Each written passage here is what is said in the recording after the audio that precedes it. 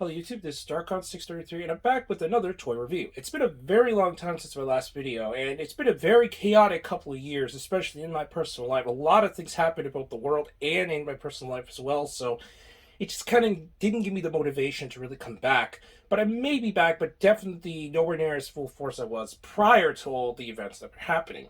Anyways, today we're going to take a look at the Power Rangers Dino Fury Deluxe Dino Night Morpher. Now, the Dino Night Morpher is going to be a power-up that's going to be seen in the second season of Power Rangers Dino Fury, and at this moment has not aired, so this is something that's brand new that they released for the toy line before the show came back.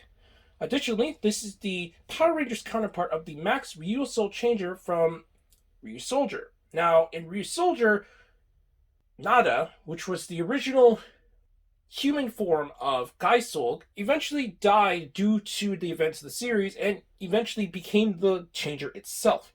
Obviously, that's something that's not going to happen in the American release because the American version of Void Knight is definitely nowhere near the same level as what Gaisolg was, so it's going to be very interesting how this will be implemented. Anyways, we're going to take a look at the box. The box is an open stop box, and unfortunately when Amazon shipped it to me, it's in a pretty beat up shape. So you can see it's a lot of tears and all that, but other than that, that's fine otherwise. On the side, we got an open kind of claw mark design, so that's kind of cool, and some of the features that it has. On the back, it shows that it can actually have multiple features when you put it into different positions, which is something that the Japanese release doesn't have because it's just something that just read the souls. But here, they put a little bit more play value into it. It also has some lights. On the side, here's just another picture of the toy in action. And that's about it for the box. I guess we could look at the bottom, which is just pretty much the legal stuff and everything. But anyways, we'll now open this up and take a look at some of the features. Outside of the box, you pretty much get what's pretty self-explanatory. You get the Dino Night Morph Key. If you remember correctly, that's what it's called. And obviously you get the claw itself, and then you get a handle which actually is big enough for my adult hands to actually hold on to with 4 fingers with no problem, which actually surprised me. I did not see that coming in any shape or form. Now in this mode, it doesn't make any sounds, as you can see, because there's no key in and all that. It will activate sounds when you press the button, which we'll look at in a minute. However, as a comparison, here is the Dino Night Morpher next to the standard Dino Fury Morpher. As you can see, it's pretty big in comparison, so that's pretty cool. And the key itself is actually closer to the Japanese release, unlike the other keys, as this actually transforms into the form and it has a closed mode. Now, obviously, this is something that had to most likely be intact because of the way that the gimmick works, but it's nice to actually see something a little more close to the Japanese release. As a comparison, here's the Dino Night key next to a standard key, which is obviously a lot bigger, although it's about the same height, from what I could tell. And inside, just in case again, here's how the key looks like fully opened, and here's how it looks like on the back. So, now we're going to take a look at the Morpher itself. Now, the Morpher itself is pretty cool, as I mentioned. When you press the button, it will activate different sounds, but we'll look at that in a minute, as we'll activate the features of the key first. Now, what happens is, when you slide in the key, it will activate one set of sounds and lights.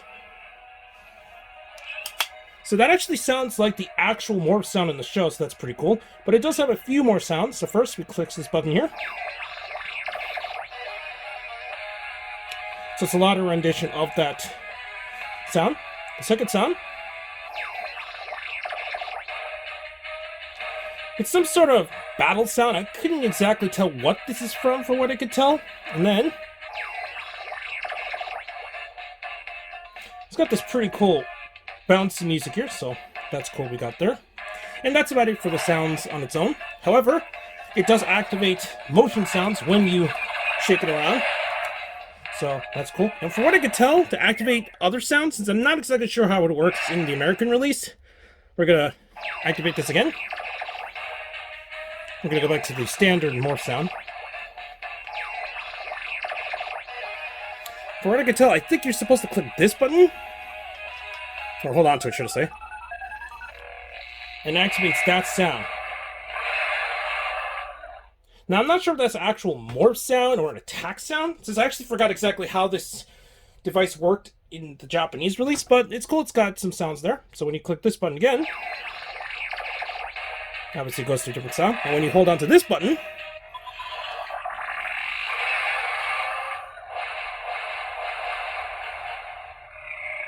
it activates another set of sounds. So that's actually pretty cool from what I could tell so far what this thing can do. Now, on the instructions and in the back, it says that if you put it in different positions, it will activate different kind of sounds, but I'm not exactly sure how to actually activate it as it says on the device. I think you're supposed to just kind of hold it into, so then it activates slightly different sounds. Let me see, maybe if you press the button again.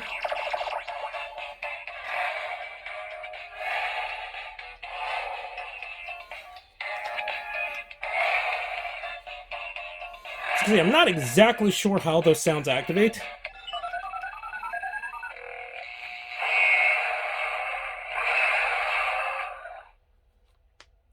But that's about it. It does make one more sound when you remove the key, though. So that's about it, how it works out of the box.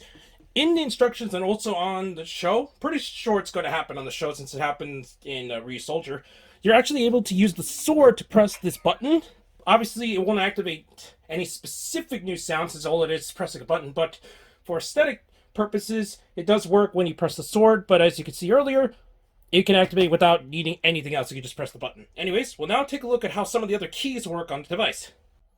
Now we got some of the keys here. Unfortunately, I'm not sure if mine is defective or there's just something wrong with the keys in general, since they are made of a very kind of thin plastic, and because of that, it might actually cause some problems with the reader. I'm not exactly sure if it has a real reader per se, but it does activate a few more sounds when you put in multiple keys. So what we're going to do is, when you place in one of the keys, for example, you put in the red Dino Fury key, we'll activate that sound when it activates.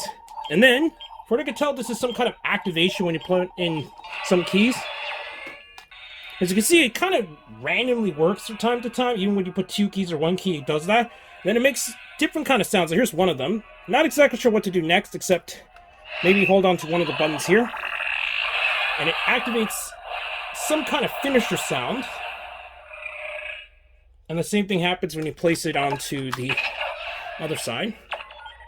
So as you can see, it's activating one key. And then, not exactly sure how it works since it's a little iffy. As you can see, the reader is a bit weird on mine.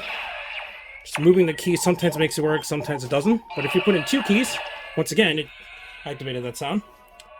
Let's hold on to this button.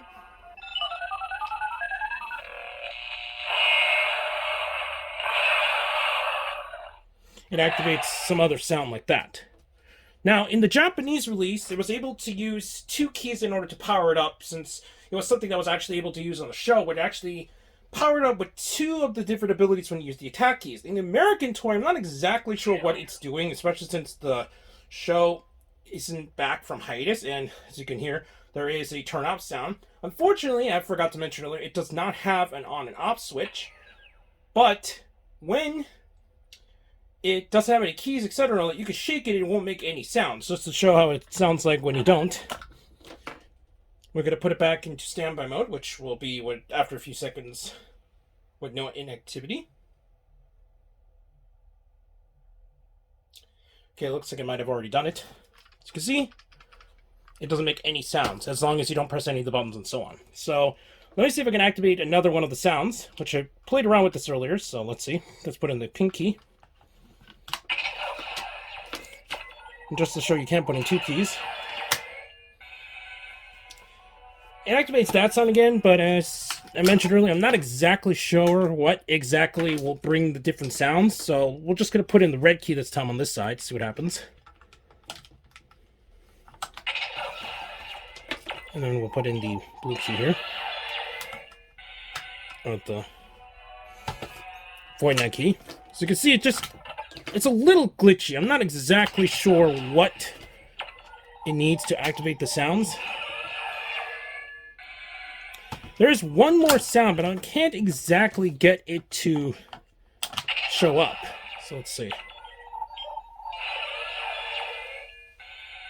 Still activating that same sound, so let's see what happens if we put one key on this side.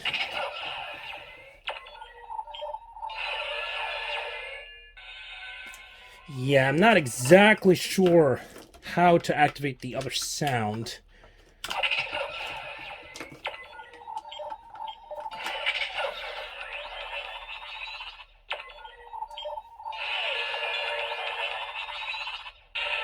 Okay, so there we go. We activated the other sound.